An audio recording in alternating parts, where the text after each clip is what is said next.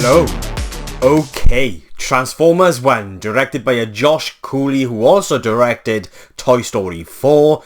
Here we've got not only the Transformers returning to animation, but this being the first fully CGI animated Transformers movie. And the synopsis reads, Transformers 1 is the untold origin story of Optimus Prime and Megatron, better known as sworn enemies, but once were friends bonded like brothers who changed the fate of Cybertron forever. So initially, I wasn't a massive fan of the style of animation within this movie, just from watching the trailers.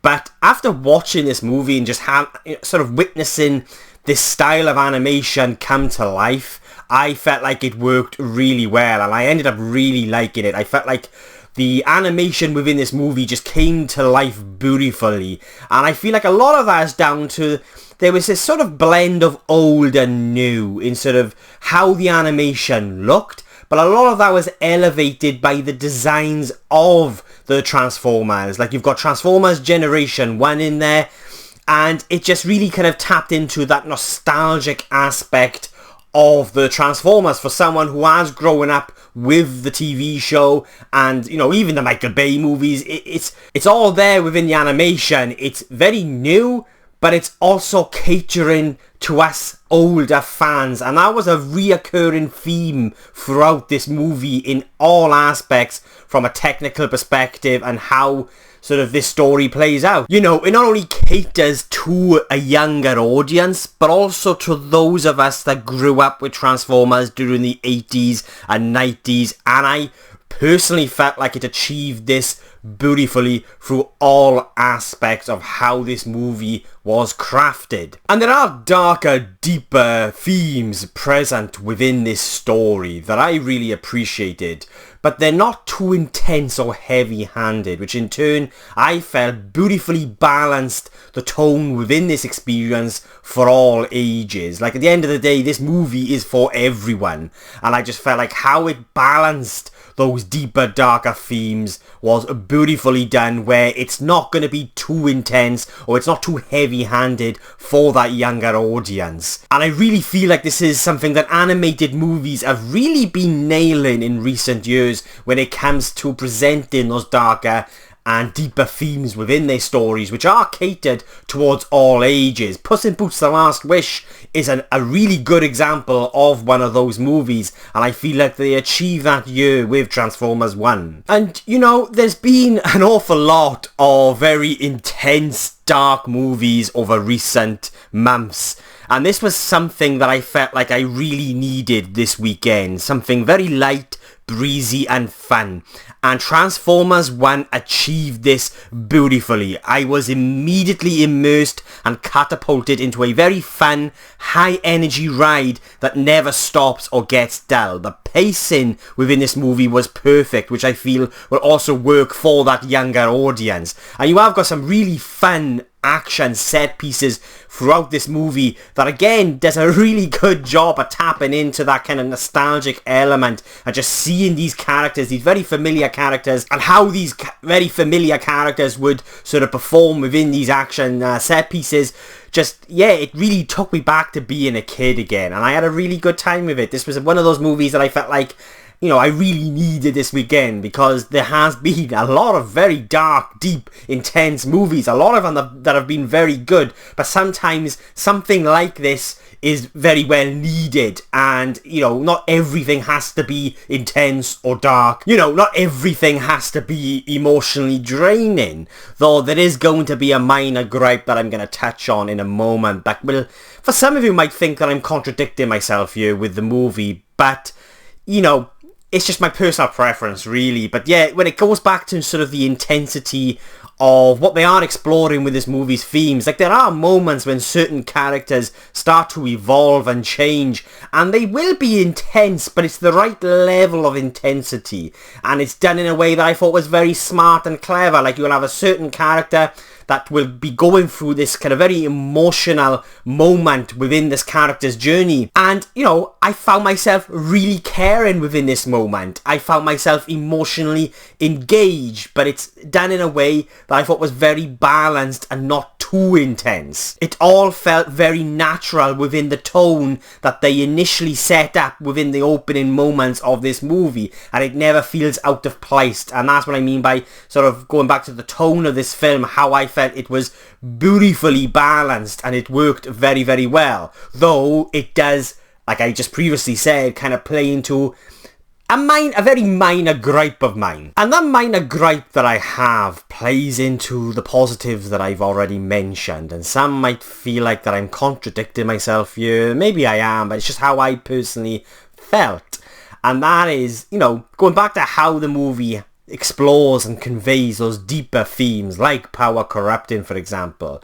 I feel like it's done in a way that beautifully sort of fits into the tone that is set up within this movie. From the opening moments to how it plays out, it's very coherent, and it never once sticks out when these sort of deeper themes are conveyed within the story. But it's also very basic and direct and very paint by the numbers with how they explore those deeper, darker themes as well. And I just felt like in many ways it wasn't that subtle with how they were handling or exploring those themes, but at the same time it wasn't too intense, it wasn't heavy-handed. Like I said, it really fit into sort of the overall tone of this movie, of this experience. And so even though I felt like it worked for the type of movie they were making, for me personally, it kind of really affected how I got emotionally wrapped up with these characters' journeys. And, we can't have it all. I can't have it all at the end of the day. And it's going to work for a lot of people, especially the target audience that this movie is catered towards. I think it's going to work beautifully. But for me, I just felt like it was perhaps a little bit too sort of obvious and paint by the numbers. But then that kind of leads me into another gripe that I had. And this is probably my biggest negative, really, when it comes to the movie. And that was the voice talent and the performances when it comes to the voice acting. A lot of it didn't work for me. And the main one for me that really didn't work, that really needed to, was Megatron. Brian Tyree Henry voices Megatron here. And I don't know whether it was just miscast or misdirected, but how he brought this character to life through this voice performance just really didn't work for me. Because, for example, you start off with these two characters, Optimus, Megatron, they're best buddies. They're sort of in a very different place as characters. And then as the characters evolve, the way that that's kind of conveyed through the voice talent is done in a way that kind of felt very lazy almost. Like, for example, this is, Megatron before he turns evil. Like, he's all happy and like, yeah, man, we are buddies and whatever and all of that. And then as that character evolves, the kind of the voice just ends up getting just a little bit more like, to me, it just sort of come across more of a, I'm now playing a bad guy and I'm sort of putting on this gruff voice. And it just didn't feel natural to the character's evolution, which for me is the complete opposite to Chris Hemsworth as Optimus. Now, again, you get, a very kind of similar performance at the beginning of the movie, where you have Optimus at a very different point or time in his life. And then as that character evolves, I felt like the way in which Chris Hemsworth adjusts the performance to show how this character is evolving was really well done, and it felt right, it felt natural, and it worked. And again, sort of giving me those kind of very nostalgic vibes, because there are moments as that character evolves where it starts to become very, a hell of a lot more familiar, whereas Megatron, it just didn't have the same effect. And I just feel like how Brian Tyree Henry brought this character to life through this voice performance, to sort of really, so how he would convey that evolution of the character from being good to evil, it just felt, the contrast was just too sudden and too sharp. Whereas I felt like Chris Hemsworth, there was more of a sort of a natural evolution with how the voice sort of was adjusted, and just how he brought that character to life felt kind of, it felt like a character's evolution. Yeah, it was just like, 1 minute I'm a good guy, and then the second minute I'm now a bad guy. There just wasn't a bridge. Maybe that's me being a little bit too nitpicky. Maybe, somewhat being at the age that I am, where I've grown up with this show, you know, from the 80s, and, you know, watching the Michael Bay movies and all of that. Maybe nostalgia is playing a big part, perhaps, in how I felt with the certain voice performances with these characters. Though what I will say, Steve Buscemi as Starscream was perfect. And minor gripes aside, because these are minor gripes compared to, you know, to how I enjoyed myself watching this movie. Like, I had a really good time. It's fun, it's exciting, it really kind of taps into that nostalgia, as well as sort of bring something new to sort of bring, you know, it sort of embrace that younger audience.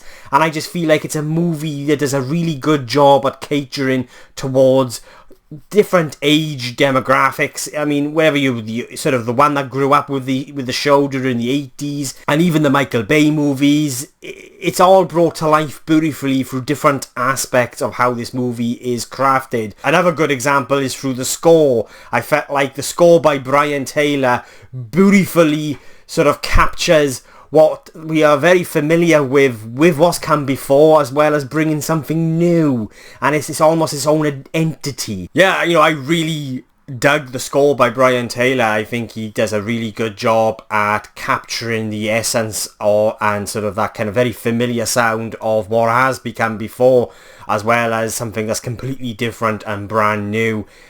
And it kind of just really highlights what they really do a good job at with this movie, with this experience, which is not only wanting to bring those fans along that have grown up with Transformers since the 80s, but also introducing it to a new, younger audience, and I feel like it does that really, really well. Also, I really want to mention the character Sentinel Prime. I really liked what they did with this character. Very predictable, like many aspects of the story, but also, like I said, it works for what it is they are attempting to achieve here with this movie.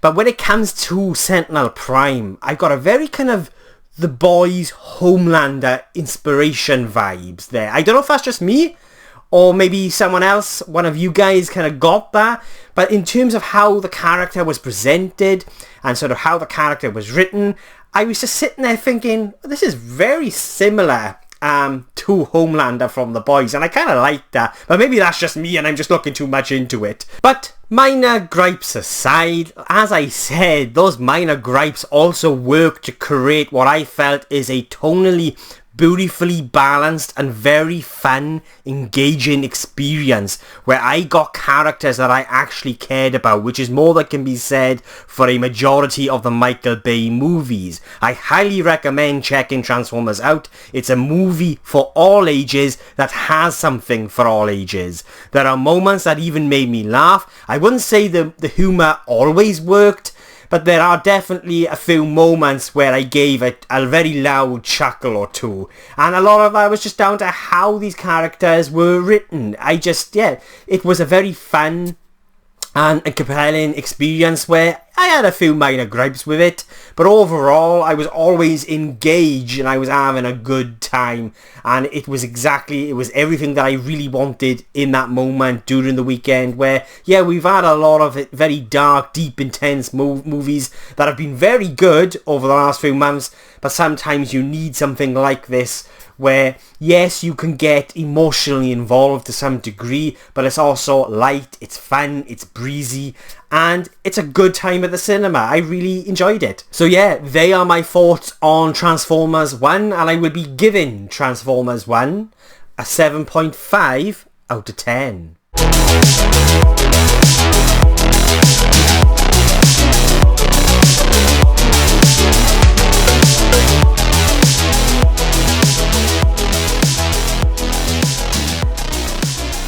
So yeah, they are my thoughts on Transformers 1, but what did you guys think? Did you love it? Did you hate it? Did you agree or disagree with anything I've said? Then please let me know in the comments below, and let's get a discussion going. And if you've made it this far into the video, then thank you so much. I really do appreciate it. And if you want to watch future movie reviews from just some random Welsh geek rambling on, then please hit the subscribe button. It will mean an awful lot to me.